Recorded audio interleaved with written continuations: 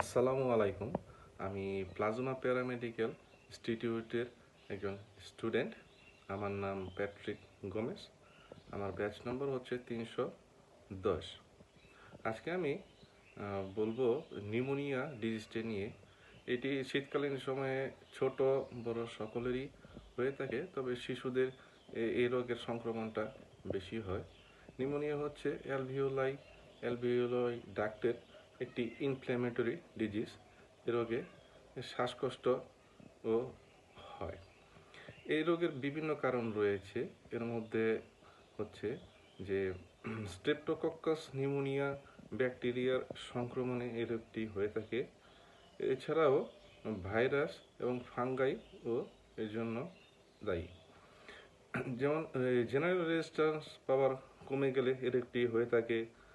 কফ reflux কমে গেলে anaesthesia, pulmonary অডিমা এবং অ্যালভিওলার ম্যাক্রোপোজের কার্যকারিতা নষ্ট হয়ে গেলে, ঠান্ডা ও স্যাঁতসেঁতে পরিবেশের কারণেও এই রোগটি হয়ে থাকে। ঠান্ডা খাবার গ্রহণ, এছাড়াও আরও অন্যান্য বিভিন্ন কারণ রয়েছে।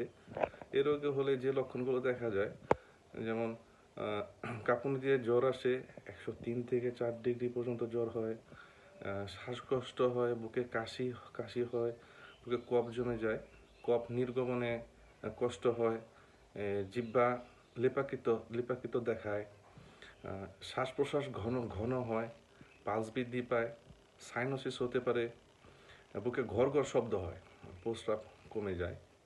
তো এই রোগটি হলে যে ট্রিটমেন্টের প্রয়োজন, প্রথমত কারণ নির্ণয় করে চিকিৎসাটা করতে হবে এবং প্রপার এবং ব্রড স্পেকট্রাম অ্যান্টিবায়োটিক ব্যবহার করতে হবে, কফ এক্সপোরেন্ট ব্যবহার করতে হবে, স্টেরয়েড ইনফ্লামেটরি ড্রাগ ব্যবহার করতে হবে এবং ফিভারের জন্য প্যারাসিটামল ব্যবহার করতে হবে।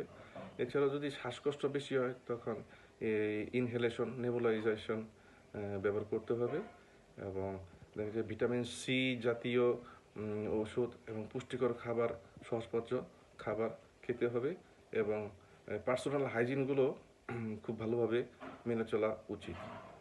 ধন্যবাদ সবাইকে।